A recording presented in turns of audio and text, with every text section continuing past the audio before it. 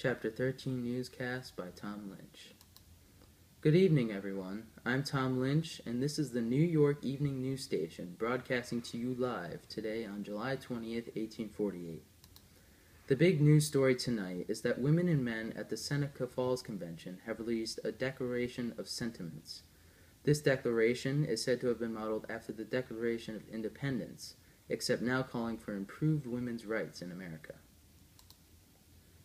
As stated earlier, this big declaration came out of the Seneca Falls Convention, held right here in New York.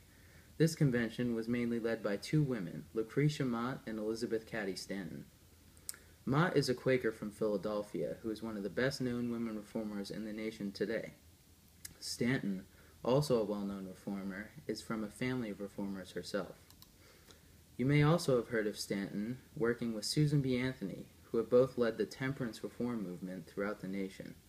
Both believe that alcohol is widely abused and brings many unnecessary evils into American homes every single day.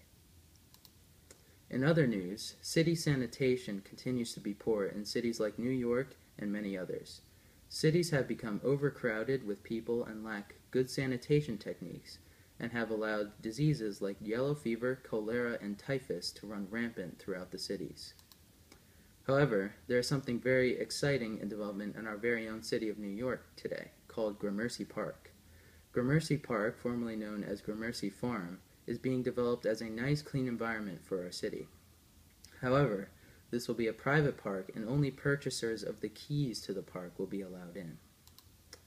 Improvements in cities like Gramercy Park have led a man named Alexis de Tocqueville to publish his already famous works, Democracy in America.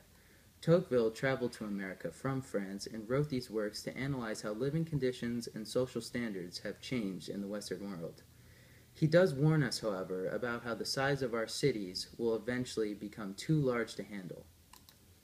Also, a new wave of rougher and rowdier pop culture have been sweeping across America at this time, led by men like Walt Whitman and Edgar Allan Poe. Whitman recently published a book of free verse poems titled Leaves of Grass, which is said to be a prime example of the driving democratic spirit from this new popular culture. Poe, on the darker side of things, is influenced by many gothic horror stories and writes a darker version of poetry that still fits into this new culture.